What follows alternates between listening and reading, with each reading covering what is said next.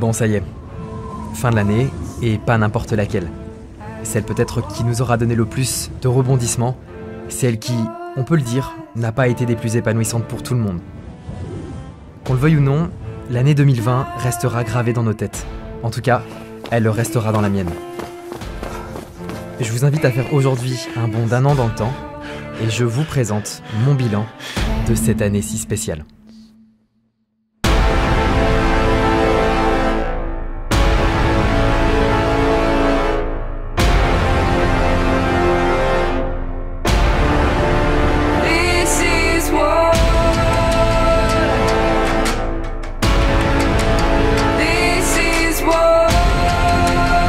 Je vais emmener tout le monde jusqu'à l'arrivée, quoi.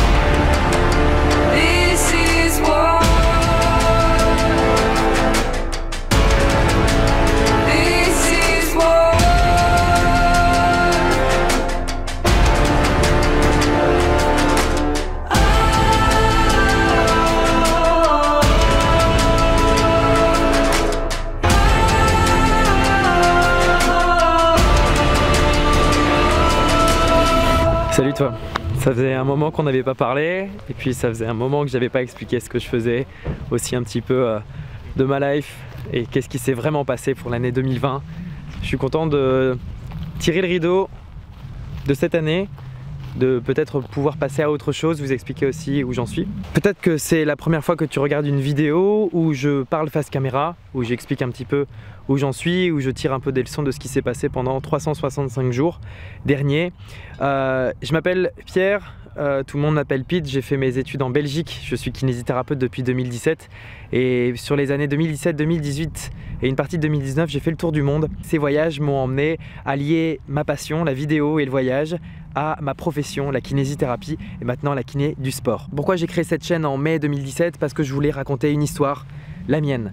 Grâce à la vidéo, grâce à Instagram, grâce à ces photos que je publie régulièrement, c'est ça qui m'a permis d'être sur le Paris-Dakar par exemple cette année, d'avoir suivi un ami trailer à la Diagonale des Fous, d'avoir accompagné Tortuga pour sa traversée de l'Islande et avoir réalisé son film Seul en Islande. Voilà à quoi ont servi toutes ces années de travail à côté du travail finalement.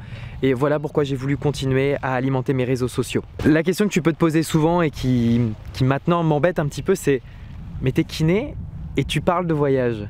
Pourquoi tu nous parles pas kiné ?» J'ai pas envie de parler de kiné, ou en tout cas j'ai pas envie de parler seulement de kiné. J'ai envie de raconter mes aventures et j'ai envie de raconter mes aventures au bout du monde. Et parfois c'est des aventures de kiné au bout du monde. On va d'abord parler des objectifs que je m'étais fixé fin 2019. En 2019, j'avais établi quelque chose qui avait du sens selon moi, c'est que j'avais changé le contenu et le nom de la chaîne. On était passé de Shortcut by Pete à Kinéaste. Ça avait beaucoup plus de sens pour moi et je voulais aussi tirer un trait sur ces années de voyage qui ne m'emmenaient pas forcément sur des choses plus concrètes. Le changement de nom a été facilement accepté par vous et ça j'en suis très fier et je pense que ce nom me représente beaucoup plus. Je m'étais promis de doubler mon nombre de vidéos par 2 et ça n'a pas du tout été le cas.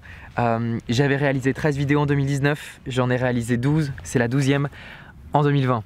Mais j'ai pas réussi à le faire. Je pense que j'étais pas dans une proactivité de vidéo, plus dans quelque chose de professionnel. En tout cas, ça avait plus de sens à ce moment-là. Donc j'ai un peu lâché la vidéo cette année, mais je vous propose, selon moi, un contenu qui est beaucoup plus qualitatif qu'il n'a pu l'être ces 3 dernières années. Le site internet, j'ai complètement supprimé shortcutbypete.com parce que je ne veux pas être référencé comme un blogueur et je ne suis pas un blogueur voyage. Donc j'ai complètement supprimé le site.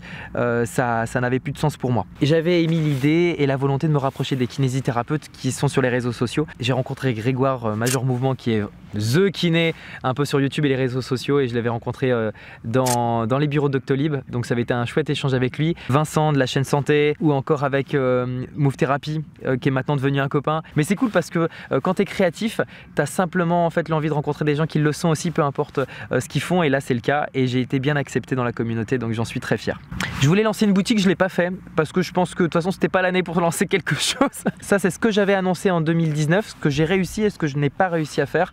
Maintenant on passe à ce qui s'est réellement passé en 2020. J'ai perdu, je trouve, en visibilité puisque le nombre d'abonnés a augmenté seulement de 1600 depuis l'année dernière contre 2000 lors de l'année 2019 et je n'ai fait qu'un nombre de vues égal à l'année passée. Je suis très content du succès qu'a eu la série Toolbox. j'avais émis l'hypothèse de faire des vidéos un petit peu tuto de matos, de comment je réalisais mes vidéos, comment je filmais à l'étranger et tout ça. La série Kiné du Monde, qui est vraiment le cœur même de ma chaîne, a vraiment bien marché avec les 5 premiers épisodes. Donc le kiné qui part à l'étranger, à l'aventure, pour parler voyage, pour parler kiné, pour parler santé, pour parler bien-être, pour parler sport. Ça a été vraiment un gros pari sur lequel j'avais mis du mien, et c'est vraiment tout l'art de mon travail qui est représenté avec cette série.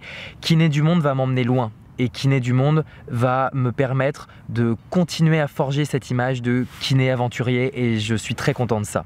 La reprise des vlogs, alors ça c'était vraiment pas attendu, il s'est passé beaucoup de choses cette année et je suis très content d'avoir repris ma caméra au bout des doigts et avoir sorti du vlog, être sorti de chez moi. Moi j'aime beaucoup ça, je suis très fan de Casey Neistat et de ses vlogs, donc voilà, pour moi c'était un peu l'essence même de ma chaîne tout au départ, et je suis très content de revenir un peu à l'essentiel, et ça me permet aussi de vous montrer un peu où j'en suis. Voilà, ça c'était ce qui s'était réellement passé en 2020. On pourra parler aussi des voyages qu'il y a eu, notamment en début d'année pour ce Dakar, ça a été super. Merci encore à toi Axel de m'avoir fait confiance. Tu as vraiment tourné, je trouve, mes aventures d'un point de vue professionnel, et partager ce Dakar, mon tout premier Dakar avec toi, et ton tout premier aussi, ça a été quelque chose de fort pour moi. 3 semaines dans le désert pour m'occuper de toi et de tes vidéos et de tes réseaux et tout ça, c'était vraiment trop chouette. Tu peux compter sur moi pour la suite. Il y a eu ce voyage extraordinaire en Slovénie avec une personne qui ne partage plus ma vie désormais. Il y a eu ce voyage là en fin d'année en Guadeloupe qui était simplement malade, les gars. Vraiment, on s'est tapé des barres là-bas, c'était vraiment un truc de fou, et ça reste pour moi une des meilleures aventures que j'ai vécues cette année. Et il y a bien entendu eu cette grosse surprise de quitter mon chez-moi en septembre, après cette rupture amoureuse, après beaucoup de questions pendant 2 ans et demi à Amiens, après me sentir pas forcément heureux. Eh ben, j'ai quitté ce boulot où je voyais pas forcément d'opportunités pour moi, et j'ai rejoint le Paris FC. Ils me font désormais confiance pour toute la partie santé et kiné au centre de formation. Voilà, j'ai un CDD jusqu'à juin. J'aimerais bien pousser l'expérience avec eux pour plus loin.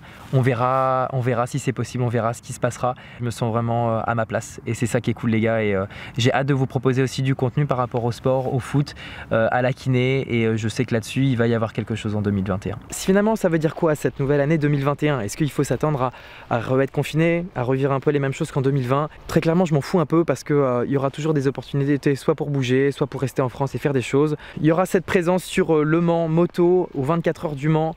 Voilà, je suis très content de fonctionner avec une écurie de motards. Ça va être un peu comme le Dakar, je pense. C'est le genre de plan qui me tente bien, faire de la kiné, faire de la vidéo aussi sur place. Je suis jamais allé au Mans, ma mère m'en parlait assez souvent, donc je suis très content d'aller là-bas, ça va être assez cool.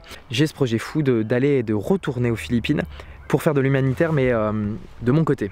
Mais j'ai envie de retourner aux Philippines pour voir les enfants, pour m'occuper de cet archipel de 7500 îles où tout le monde n'a pas accès aux soins, et d'aller voir un petit peu ceux qui sont dans des zones un peu plus rurales. On a l'envie et la possibilité de faire quelque chose là-bas.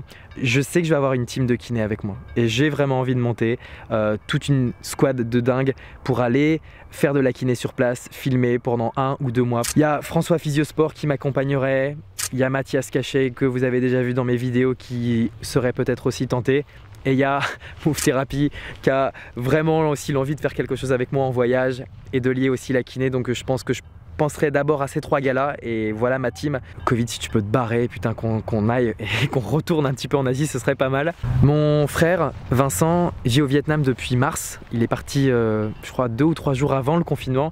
Il s'est établi à Ho Chi Minh, il travaille là-bas, je sais que je lui rendrai visite. J'ai une grosse volonté de parcourir le pays et de le découvrir en moto, donc ça pourrait être aussi un projet. Donc pourquoi pas retourner au Vietnam et peut-être m'ouvrir sur des techniques de médecine que nous occidentaux on ne connaît pas forcément. Donc j'ai cette envie-là, frérot, j'arrive, et j'espère te voir en 2021 en tout cas. Qu'est-ce qui va se passer au Paris FC? J'en parlais juste avant, en tout cas juste pour la partie vidéo. J'ai envie de vous montrer un peu et de faire un insight sur le Paris FC, vous montrer un peu ce que je vis là-bas, et puis maintenant c'est mes tripes quoi. Je travaille tous les jours là-bas, c'est hyper important pour moi. J'ai pas trop le temps pour d'autres choses à part le sport, la vidéo et puis mon boulot. Donc ouais, j'ai envie de vous montrer ça. Donc je pense qu'en 2021 on parlera de ça aussi, et ça c'est vraiment cool. Je suis content d'avoir fait ce bilan de cette façon, de vous avoir montré aussi beaucoup d'images, et de l'avoir fait dans un champ ici là. Et je vais rejoindre les autres pour prendre l'apéro. Ça clôture une semaine de bêtises dans le nord de l'Espagne. Et je suis content d'avoir réalisé ici avec vous ce bilan de l'année 2020, année si particulière et pourtant si riche. Je vous vois très vite pour de nouvelles aventures. Dans 3 jours je pars en Suisse et voilà, j'aurai encore un tas de choses à vous dire, à vous montrer. Portez-vous bien, passez d'excellentes fêtes. Je vous souhaite une très belle année 2021. Merci d'être toujours plus nombreux à me suivre et à partager avec moi cette aventure qu'est le voyage et la vie. À très bientôt, ciao.